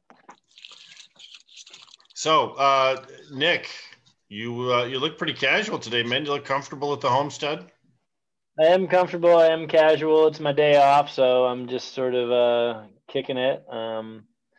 Went for a nice hike earlier, and so enjoyed the sun. I hope others were able to get out. It's not warm, but it's sunny, and that's beautiful. It's a good day. It's a good day. Yeah, the weather's getting better. So one of the things for sure, man, might as well jump right to it. A lot of people are interested in, and maybe you have some advanced thought and update on the situation. It's hard to know what the future holds under our current circumstances, but what does the likelihood of a physical hash bash taking place this year look like? Has there been much more on that lately? I mean, it's hard to say. There's no way to say definitively. It's not just that it's hard; it's impossible. And we learned that because 3 weeks before the actual hash bash, we had to pull the plug on it. Not to say that it wouldn't have happened anyway. The university would have, made their call regardless, and we have to abide by that. And we're happy to. And I, in a lot of ways, wish we had, done some of that earlier, just knowing what we know now. That said, we're very hopeful that we'll be able to do something for the fall. I don't know what exactly it would look like, or how. I mean, I have an idea of what it would look like, and it isn't going to necessarily be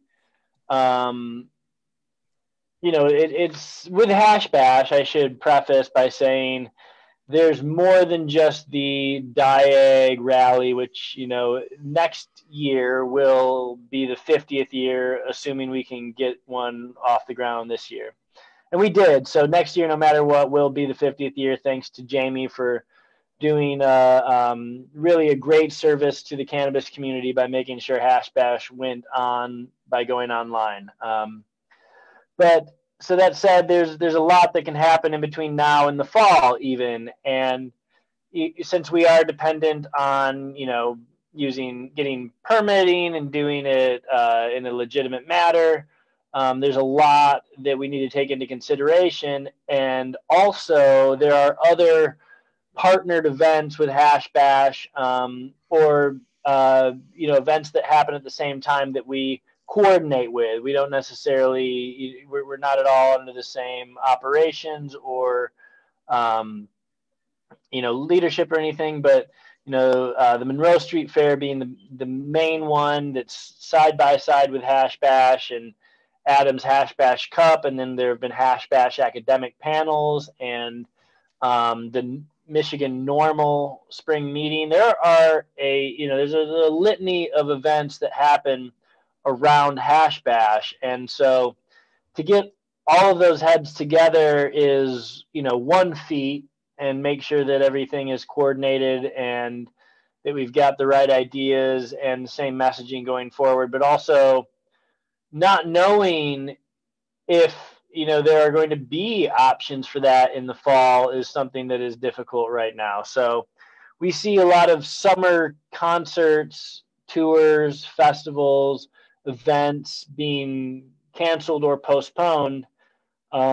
It's hard to say whether or not that will extend, and I don't think there are really, there aren't many fall time tours or anything being announced. Everyone's still in a sort of wait and see sort of event. So I know that was a long-winded answer to basically say I don't know, but I don't know. I know that we are doing what we can, and hopeful that we'll be able to bring something to the public in the fall, and really excited for whatever that may be.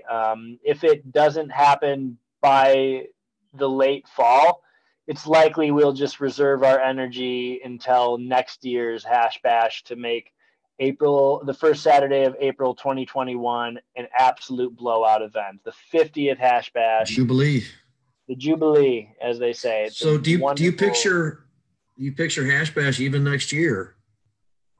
Something with masks and asking people to keep respectful distance and that type of protocol? I will say that masks are they're so ubiquitous right now. It's worth just like considering. It's worth just saying that that's a part of the American fashion trend now.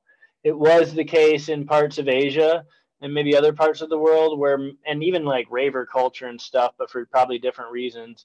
But masks are here to stay, as far as I can tell. I think that this is ingrained enough in the American psyche that we will be seeing, like, even if next year everything's cool and there's never a virus that we all need to worry about again, like we'll probably still, 60 years from now have, the elderly woman walking down the street with a mask, just like my grandparents, as a habit from the Great Depression, kept ketchup packets in their drawers for 3 years at a time. So stay. I think that social distancing and being respectful of someone's state is. People are just in general going to be a little bit more mindful, and it's just I'm protecting me and how I feel, but I want to make sure someone else is comfortable before I get too close to them right now. And I think that's going to stay, and hopefully we can see that as a positive and still be able to embrace and share in the really communal aspects of cannabis. Now, you asked how I do see that in 2021 at Hash Bash, this is going to be addressed. We have 2 hours of speakers, and they all come from different angles. And regardless, again, even if this ended tomorrow, someone on the stage is going to bring up this current crisis in COVID-19. And we are absolutely going to ask people to be mindful of how they're passing joints and who they're sharing with and what they're doing to, be mindful of their health, their, others' health. And it's a very, I guess, it's very much a community right there. So hopefully people can see that this is a community health thing. And if we need to, by that time next year, I have no problem asking people to be safe, be mindful, keep their distance if possible, and find a way to make it work, because we're all adapting right now and we're all, finding new ways to adjust. And I think that's the best thing we can do. There you go. You can only, as I kind of like said, you can only really kind of request people keep a respectful distance. What actually happens, is true. Hey, you guys, I'm about to, my phone's about to die. So I wanted to brag on OHM's fundraiser Saturday night for food gatherers. It was so well put together and orchestrated and organized. And this was an OHM event, right? An OHM of medicine? Yeah, based event? OHM live streamed. Yeah, live streamed on Facebook through StreamYard. It was really smooth. And Honey Monsoon played Barely On. There was a comedian. Oh, those guys are so good. Honey Monsoon. It was so fun. It was, and there were people popping on and saying hi. So, and Shelly, you did a great job of emceeing, so don't sell yourself short. It was fun. It was great. And then we ended with the potato cannon on the lake deck. It was like the finale. But my phone is dying. I just wanted to give a shout out to food gatherers and OHM. And nice. Say bye to you guys. Because my phone's dying. Thank you. See, we're still able to do charity even though we're restricted in how we can contact each other. Still possible. What is that, Jamie, on your by you? That was. You ever seen Getting Ahead in advertising? Yeah, let me see that again. You put it back again. Oh, Thundercat. Okay. All right. Jamie has exceptional taste in music.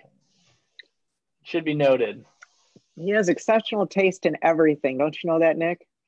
Everything. Everything? I can believe it. I haven't seen everything yet, so I don't know. Weren't you here for the superior IQ discussion we had earlier? Oh. I was not. I was 10 minutes late. See? Yeah, you missed it. So you would have already known that. Yeah. Which just shows that his IQ is superior to yours because you didn't even know that. Yes, sorry to be redundant and not say anything new or interesting, but I admire Jamie's taste in music. Laser Cats from Saturday Night Live. Laser Cats. Yeah. So coincidentally, as the attention moved away from Ryan, his internet just happened to fail. So he's not like a sign. It's just like Shelly's phone dying while she's in her home with the charger. I just want to say a few things first, and then my phone will die. With the charger right there, yes. I know. It's okay. Being the obvious, right? Sorry, we're that bad. People want to flee our show. We dig it. It's cool. I was talking on Medical Mondays last night, and a few people mentioned how incredibly boring it was. They said if YouTube has an AM and an FM channel, this is an AM broadcast, and you know what that means. Dave will always tell me after the show which parts were boring. He'll be like, "Oh man, that was so boring. I can't even believe it." So he'll tell you the truth also. He suffers through it. Dave's a warrior. Yes. Yeah, he's out there. He's out there now listening to it outside with the maniac dogs. Mm-hmm. So, Nick, what is SSDP doing things as we all are as far as trying to expand their platform or have meetings or informational seminars or anything through the Zoom or Skype type platforms? Yeah, that's a great question, Jamie. And actually, so SSDP, Students for Sensible Drug Policy. Now that's with about a decade ago that just encourages young people and students of all ages and types to get involved in drug policy. And that looks like a lot more than cannabis legalization. It looks like mushroom and psychedelic decriminalization. It looks like harm reduction for needle drug users. It looks like expanding research. It looks like, the simple things like making sure you don't get arrested when you are 18 years old and call an ambulance for your friend who's also 18 years old but has, alcohol poisoning. So they were supposed to have a conference this year in outside of Washington, D.C. They do a conference every year, and it's a global conference, and it's really interesting for that reason, because there are chapters in Africa and a bunch in the UK and some in South America and Canada and so forth. But they, of course, had to postpone that or cancel until next year. But they did an online virtual conference. A lot of those can still be seen online, and there were a lot of the Michigan chapters, I will say right now, are really strong right now. There's a really great Michigan network. Ferris State is just a stellar for greatest change off of campus, or like greatest impact off of campus in their community for Zach Dubell and others, just registering voters with Next Gen and just kicking ass in that front. Oakland County Community College also won an award for Rising Star Chapter, because they just have been kicking ass with a resolution to ban facial recognition at OCC. So that's actually like a broader that's Sarah civil Noon? liberties. That's Sarah Noon, yeah, who actually part does of our digital work. hash bash, of course. Yeah, Sarah spoke at Digital Hash Bash, and I thought did a great job. But she really is the head of the OCC chapter, and outside of just cannabis, saw that facial recognition was going to be a massive civil liberties violation. And it could be in the, there is overlap with, drug users, and, they suspect someone to have drugs, or, drug dogs are called or something like that, or whatever. There are a number of issues where that can be employed just to, attempt to, pin a crime or gather evidence against someone. Mm-hmm. But it's also just a massive violation of our another tool. Right. Another tool. I mean, it's constant surveillance in a way, beyond just even being filmed, but being filmed and immediately recognized. And so it's really cool to say that just like 2 days ago, Sarah's been working on this for over half a year. And just 2 days ago, through their student government, because they're still able to vote online, they put up a resolution for a vote, and it passed to ban facial recognition, passed by like 65 or 70%. Like, they did a great job. Right. And so, yeah, Sarah is a stellar, stellar. So I don't know activist. if anything's going on in Eastern Michigan anymore, but one of the last connections I had to SSDP there was Miles Giroux, whose father is a judge in district court, and he just graduated law school. Just graduated, University of Toledo, right? Yeah. Eastern had a good chapter. I don't know that they do right now. U of M does a little bit. Northern, there's just been activity all over, and it's the type of thing now where the students aren't so much like confined, if they're active and they're a young person, they can still be involved. It doesn't have to be, formally through a university, because that can be constricting for some. But I'm really proud of what the organization at large does, and like just how it empowers young people throughout the country to take a stand in their community and, fight for what's right. And, just it's really impressive. I'm always impressed by the young people. The younger generation, they're just like somehow leaps and bounds, wiser than my dumb asses, and they're constantly like pushing the boundaries and talking about things that I would never consider, and in such a nonchalant way, way above cannabis, like the cannabis issue is one thing in the midst of a bunch of other discussions, sex work. So and you notice how like even at hash bashes last few years, and really a lot of things, it's not so much the college age people that are there, in support, trying to push stuff. I think that it's just not a sensational big deal anymore to a lot of, maybe a lot of people in that age range. It's true. I saw that firsthand, where, it was still kind of radical to be an outspoken cannabis advocate when I, started college, but when I was leaving, it definitely seemed quite a bit more like, yeah, okay, we get it, legalize pot. Like, no brainer, right? Let's fucking do this. But I do think that, and it's just grown in that direction, and it's opened the doors for other things. But the activism for cannabis on the younger age demographic has dwindled a little bit, because now for like a lot of the student groups that are active are like more interested in the business and entrepreneurial side or the research side. And it's beautiful, because in a lot of ways, just the broader activism has opened the doors for that. But the other side of the coin is that there's still work that needs to be done. There's still people in prison. There's still improvements that need to be made. Nothing's perfect, and cannabis still needs to be radical. Whether it is or isn't, it needs to be radical, in my eyes. Hey, so anything you want to impart? Anything you want to wrap up with here? Let us know about. Support Ohm, whatever you got. Support the Ohm of Medicine, because we do still support the food gatherers and make donations to that. All politics is local, is an expression, and that's more true now than ever. Support your communities and all of that, wherever you can.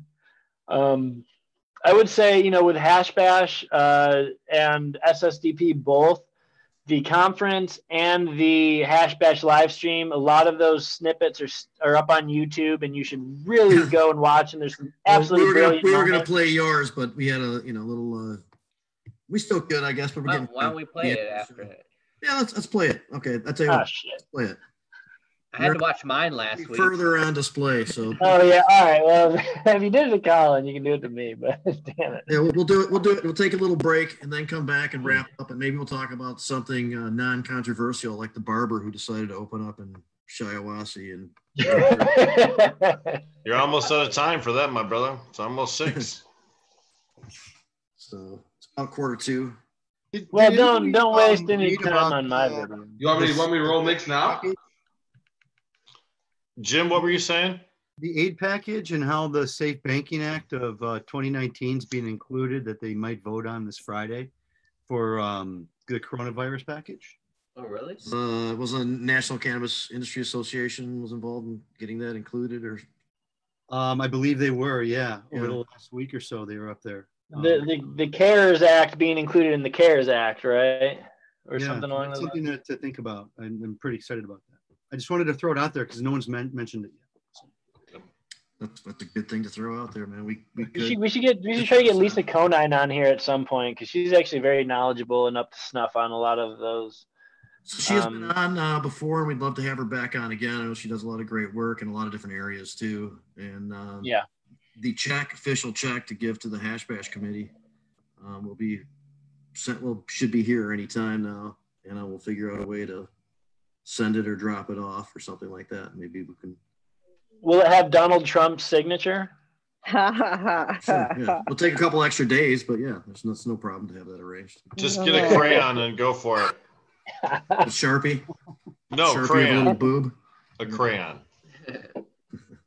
Crayon art is good. Well, I mean, so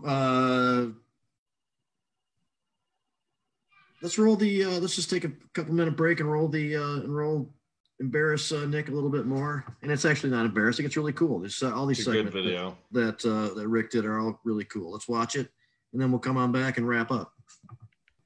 Cool. Moving.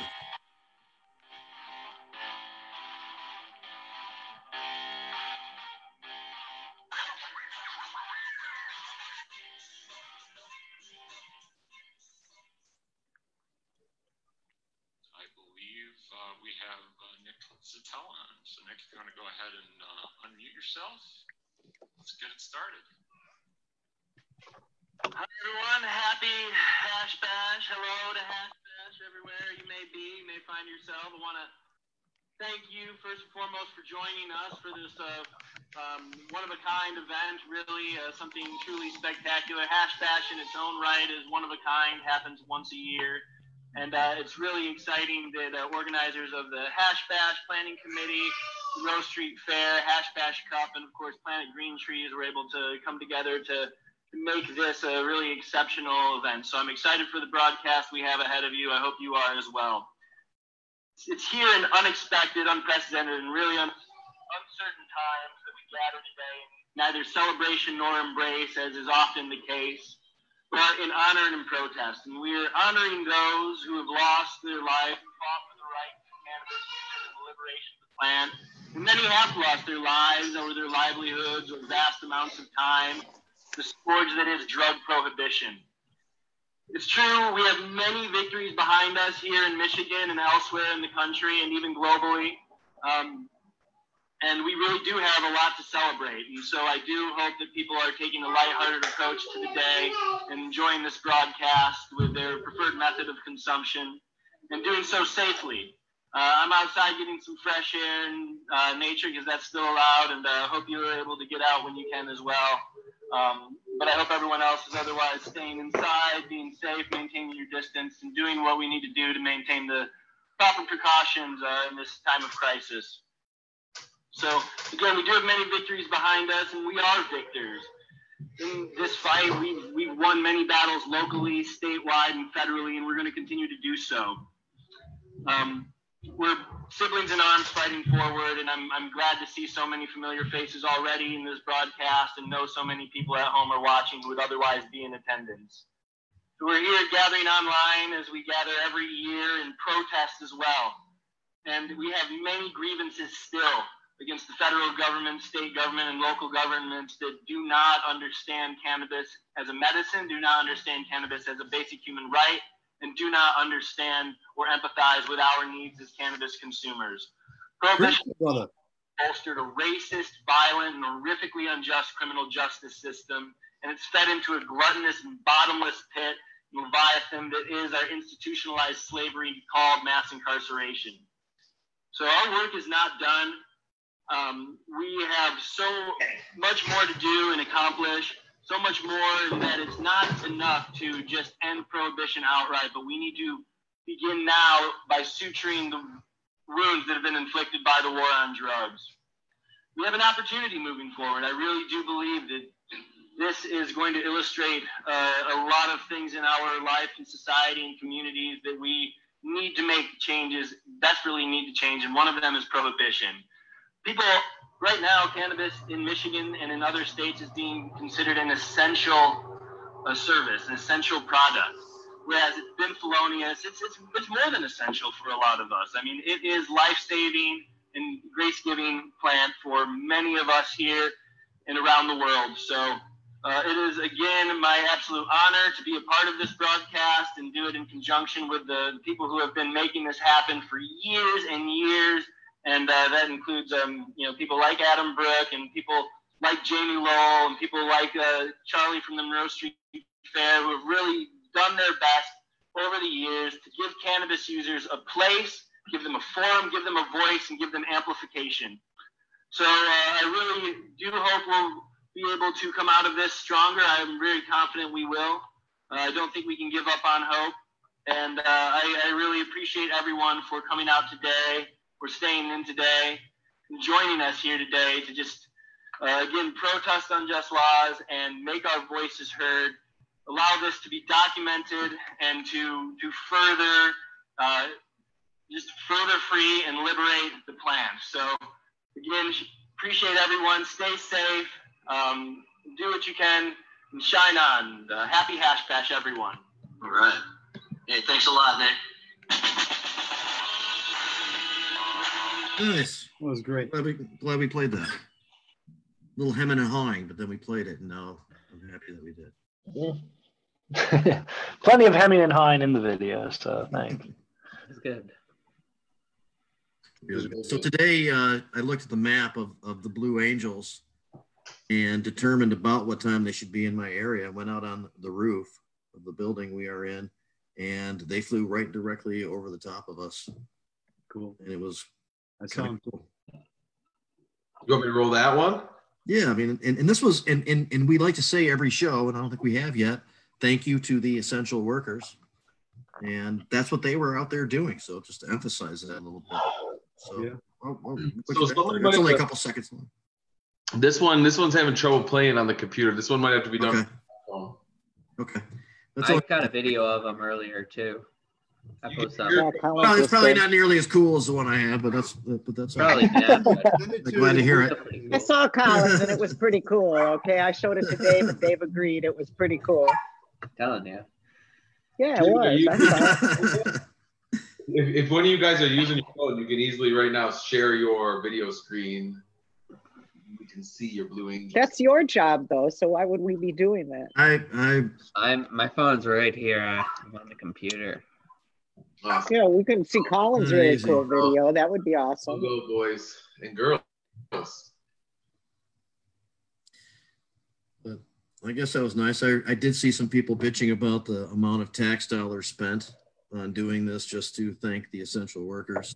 So I guess there might be some controversy there, but hopefully not too much at large, because that was actually pretty cool. People are always going to cry one way or another. Everything, yep. Which they deserve to. I cry all the time. Fact is, though, that these people are hired and outfitted specifically to do this for various events and purposes across the nation. So this is just one of the many times that they would have done this during a normal year. Exactly. Yeah, it's not like they were defending our country against communism or something crazy like that. Right. It's well, and I'd rather. Ray is currently defending. I'd rather see it in recognition of, like, some very important people doing, important work right now than, like, at the very start of a football game or something where it's just completely out of place and does nothing more to drive senseless nationalism. My thoughts. There you go. True that. Oh, damn. Wow. So we need to get Rady's, he's working on it to get the sound. The sound of that bong hit was pretty cool, I have to say. We practiced with the loop station earlier today a little bit, and it didn't quite translate. I can hear you now, yeah. But we practiced with the loop station earlier, and it didn't come through that great. The sound of those bong hits are coming through crystal clear. What would really make this show awesome is, and we're working on it, is being able to get Ray's instruments to plug in for audio. Have him do some music spots for us. You can't figure that out? He was trying to do that with the loop today, and it just didn't sound that great. But you were working on some different ideas and stuff for that. He had a mic set up and shit like that. Let's see maybe we should do a little test for run next with week. Derek. We'll try it out a couple different ways this week, maybe, and get ready for that. That's what we'll do. We'll fucking get it ready. Yeah. And then we'll have some musicals from Razor Ray next week. And that'll be some musical testicles. And hey, thanks a lot to Colleen, John, Robin, and Dave for hanging with us this whole time. Appreciate it. YouTube videos. Very nice. Nice. Much appreciated. It was very cool to have Ryan on today. We went through that whole story. We've touched on those bits and pieces of that, but we kind of methodically went through painted the whole picture there for him, leading up to getting to launch his line of redemption. Very cool. And Nick, thanks for coming on, man. Appreciate it. As always. Thanks for having me, buddy. Deb, what were you going to say? No, I was just going to say I was remembering Ryan's face on the night of the convention, the Democratic convention, when Dana was accepting the nomination, and he just had this stunned look on his face. I'll never forget it. Never. He was standing just a few feet away from me. It was really incredible. It was a big deal that day. And it was huge. It really was. Yeah. I was glad to be a part of it. That was a magical moment to be involved in politics. It really was. For once, everything went just as I had planned it, just as I had hoped it would go. And it never works that way. It was magical. And I will say this, that they said it was a close vote, that she beat Patrick Miles by a close margin, but I don't think that's true. I saw the lines of the people standing at the voting machines. Lines. I think she got like 75% of that vote in there. You could see. He conceded in part probably to avoid announcing the actual numbers. But that's why they do Right. that. Absolutely. Yeah, she was very dominant. It was an outstanding dud. event. Yep, Yep. but surprised the party insiders. They didn't see that shit coming at all. No. They thought we No. would not be able to follow through, and look what we did. So No, they saw it the morning of when they saw The how many morning people of. came. Yeah, they were like, "We're fucked." In the middle of an They ice were. storm, and again, I know it's been mentioned before, but this was a state crippling ice storm. People were like, "Are you crazy? You're going down to the convention?" And I was like, "The power of righteousness will guide my automobile. I will be safe." It was a horrible event, and a lot of us showed up anyway. It was too important. We People, did. people from way up north came down, man. Hell It was Distance absolutely stunning. The look on people's faces, the union workers with their Pat Miles signs just looked so stunned. They couldn't understand, who is this? They had a lot of person paid from people nowhere? walking around like with the signs and Yeah. stuff. So it's hard to kind of tell, but for sure when we were all sitting in the auditorium and Dana's name was mentioned for the first time and the crowd Yep. went off chanting her name. It was Yeah. obvious where the majority was at that moment. Yeah. And then when they called the vote and everybody stood up and there was like, they were setting people into lines and her line was snaking around and around and around the room. And there people were like motioning people over and nobody was going into their lines. And I'm like, whoa, nobody's voting for him. That's how the voting is so out in the open. You can always tell at those things. And it was clear that she was kicking his ass. And it's not a secret vote either. I mean, well, it's right. You can come right up there and you cast your vote based on which machine you selected. So it people that normally would have just secretly voted for Dana just did it openly, just completely. You had to. supported her. That's the only way to do it. You had to divide yourself and vote on the Dana machine or the Dana. What was it? An iPad?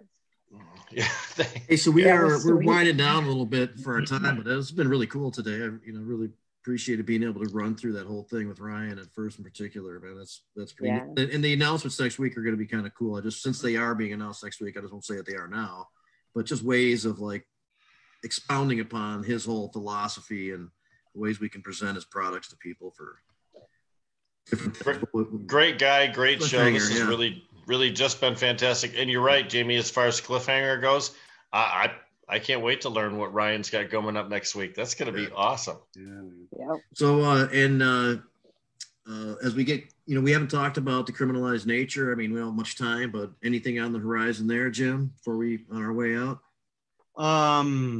Yeah, well, not too much. I mean, there's a. You guys meeting by Zoom or anything? Or? Well, for There is council. Oh, there's Colin. Yeah, there is like a if you want to start your own decriminalized nature chapter around the Michigan Zoom meeting on the 20th, May 20th. I can't remember. It's like maybe 4 p.m. something. You go to the Facebook page and get some more info on it? Yeah. Okay. Facebook and Instagram. You can check out the website too. It's on there. Awesome. We'll talk more about that next week. We kind of haven't really gotten too much, but then again, a lot of things have been kind of slowed down or on hold since. Yeah. But the Zoom scene, man, the Zoom scene comes through and allows. Yeah, it's at 2 in the afternoon, not 4. Okay. All right. 2 to 3:30. And that's on the 20th. Yep. Okay. We'll talk about it again next week. All right. Cool. Anybody else have anything to add before we decide to sign her off? I really enjoyed today, so thanks everybody for being a part of it. Great show. We really did well today. Great guests, and I thought everybody contributed. Deb, we need to see you more, you and your crazy dogs. Listen, I had a surprise drop-in, so I had to drop out for a little bit. Yeah. A catch porch encounter. Eric led us through the way again with videos and all that shit, live feed and stuff. So it was Way very to go, Derek. Colin got to avoid having to do anything but hang out and contribute every once in a while. Thank you, you, get Gouchy. used to that. We're going to make up for that. I do want to get back on the cave scene and keep all these platforms, but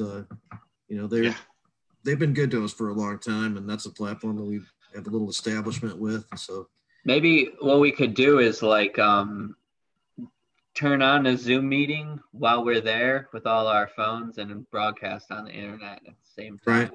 Right, something like that. Sure. How would we do that? We're all gonna like wrap ourselves in a big shower curtain and come on into studio. No, How that's gonna work? Even in the same room, though, with Zoom, you could have 2 or 3 people's cameras working, and one camera could get 2 or 3 people, one camera could get 2 or 3 people, and everybody would be on the Colin would be broadcast. sneezing on people and coughing and. Yeah, we might be under a safe distance. distancing thing in there. What happened to the shared gummy worms, though? I mean, if there's no shared gummy worms, why bother? We had a new world order, man. Wow. Things are We gonna can't get go weird. to Beach Nose for Taco Tuesday. How will we adjust? Right. We each have We'll have to get a carry out and bring it into the studio. I'll get a hazmat suit so I can go in for Taco Tuesday. Actually, I miss Mitch Nose now. It's been a couple months since we've been there, and I kind of miss that shit. Yeah, I miss everything, dude. I just want to eat something that I haven't cooked. Seriously. You know? Oh, Dave cooked me breakfast the other day, his first time, but that's cool. You know. I saw that. It looked delicious. Yes. Dude, it was Mother's so Day. delicious because I didn't fucking cook it. I'm telling you, it was the best thing I ever ate. Why don't we sign off on that, on the French toast feast? Yep, there we go. We'll come back on next week, and just thanks everybody, man. Really appreciate it. Thank you. All right. Great show. Way to go, guys. See ya. We'll be back next week. All right. Smoke weed.